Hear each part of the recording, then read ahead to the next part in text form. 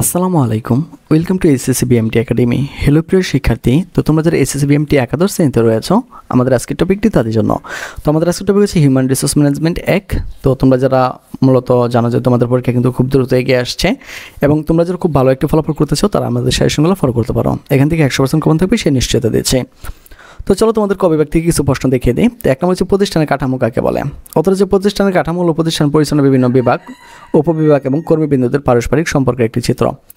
এটি প্রতিষ্ঠানে নিয়োজিত ব্যক্তি বা দলের মধ্যে একটি সুসংবদ্ধ সম্পর্কের আগমন চিত্র প্রকাশ করে।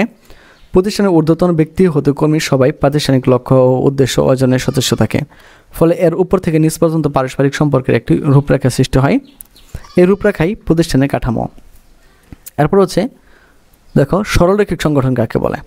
তো শুধুমাত্র সরলরৈখিক কর্মকর্তা অথবা কর্তৃত্ব সহকারে যে প্রতিষ্ঠান কাঠামো পরিচালিত হয় বা গঠিত হয়, অর্থাৎ যে প্রতিষ্ঠান কাঠামোতে সরলরৈখিক নির্বাহীর সাথে কোনো সহযোগী বা উপদেষ্টা কর্মী থাকে না, তাকে সরলরৈখিক সংগঠন বলা হয়।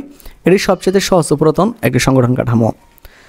প্রকৃত অর্থে যে পদ্ধতিতে ক্ষমতা বা কর্তৃত্ব রেখা কোনো সংগঠনের ব্যবস্থাপনার সর্বোচ্চ স্তর হতে সরলরেখার মতো উপর থেকে বিভিন্ন স্তর অতিক্রম করে ক্রমান্বয়ে নিচের দিকে নেমে আসে, তাকে সরলরৈখিক সংগঠন বলা হয়। সামরিক প্রতিষ্ঠানের ঊর্ধ্বতনদের আদেশ অধীনস্থরা বিনা দ্বিধায় মানতে যেভাবে বাধ্য থাকে, সরলরৈখিক সংগঠনের আদেশ বান বা পালনে অনুরূপ নীতিমালা অনুসরণ করা হয় বলে একে সামরিক সংগঠন বলা হয়। তো এইভাবে সকল প্রশ্ন সাজানো রয়েছে কবিভাগ এবং খবিভাগে। তোমরা যারা আমাদের সাজেশন নিতে চাও তারা সরাসরি আমাদের সাথে কন্ট্যাক্ট করতে পারো।